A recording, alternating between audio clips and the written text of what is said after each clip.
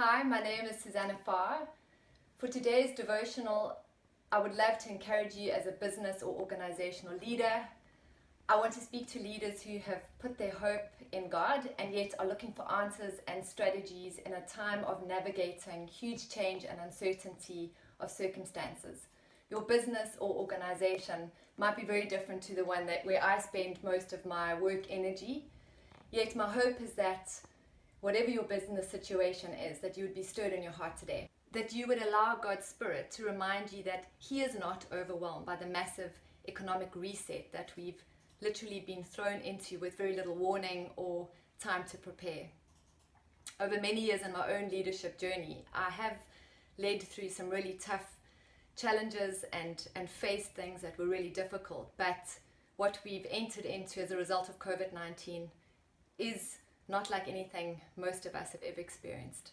And yet when I go to God's word in John 15 verses 16 and I meditate afresh on His purposes, I can be confident that even in this crisis and this crazy time of global change and uncertainty, He has appointed me to bear fruit. Which means I cannot be passive. You cannot be passive. When we look at Christ's life, we see the perfect template of how to address human brokenness and fear on a societal scale. The fruit of our work and this unique calling that God has given each one of us to live out in the messiness of this work environment is a critical part of His intentional kingdom expansion plan. Therefore, you and I have a responsibility to respond and to act. 2 Timothy 4 verses 2 says that we should preach the word and we should be ready in season and out of season. You might feel like me and you don't really totally believe that you're ready to lead and move boldly forward with confidence when so much has changed in your market and environment. And yet the God that we serve says be ready in season and out of season, even if you don't feel like you're ready or inspired, even if you cannot see the way. John 14 verses 16 says, He is the way and He is with me. He says in Deuteronomy 31, to be strong, to be courageous. He says, don't fear or dread what you are facing.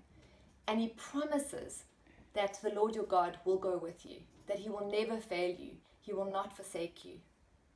That doesn't mean that the uncertainty and the loss in this crisis is not very, very real.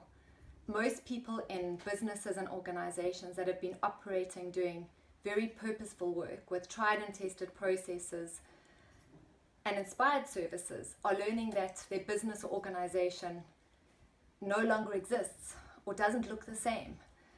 And in fact, it's a new business. And we've had revenue streams and resources that we've relied on that are no longer going to be there.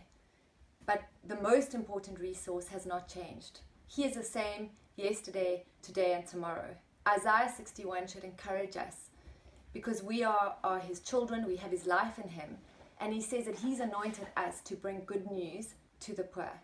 He's called us to be those who bind up the brokenhearted, to be those that rebuild, to be those that restore when things have been devastated.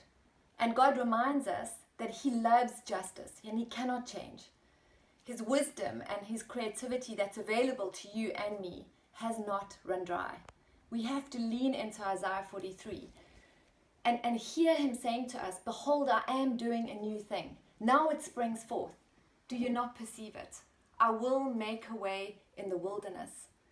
He will be the one that will bring rivers in the desert place.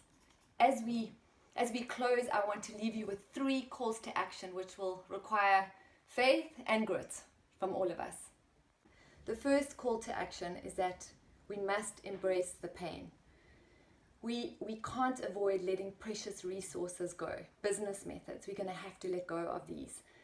We can't desperately try and hold on to the past.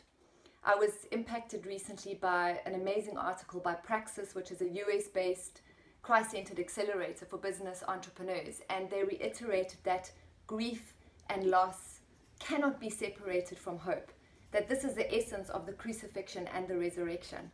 When Jesus' disciples recognized Him after He had been resurrected, they recognized Him by the wounds in His hands and His feet and His side.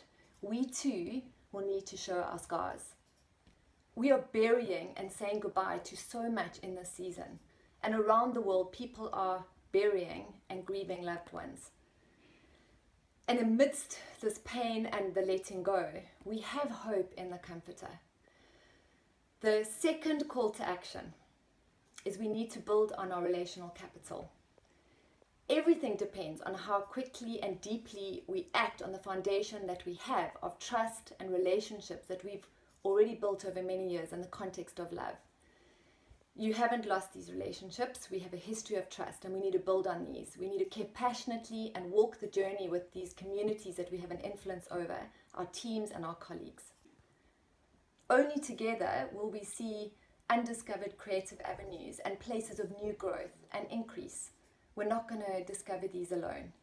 And the third and final call to action is that we need to innovate for a new future. We're not going back to the old normal. We must look beyond and ahead, not just focus on this short-term crisis. We need to be decisive stewards of our cash flows, of our teams. It's going to require some tough calls. And we need to move quickly to position ourselves to receive these fresh strategic ideas. We must be like the men of Ashoka who understood the times. In First Chronicles, we read it go on to say that they knew what Israel should do. 200 chiefs with all their relatives under their commands. They had an understanding of the times. When we place ourselves before the Lord in awe of who He is, and we lay our stuff down and we begin to just listen, that's when we find this accurate understanding of what is happening. And not just for our own lives, but for the world around us.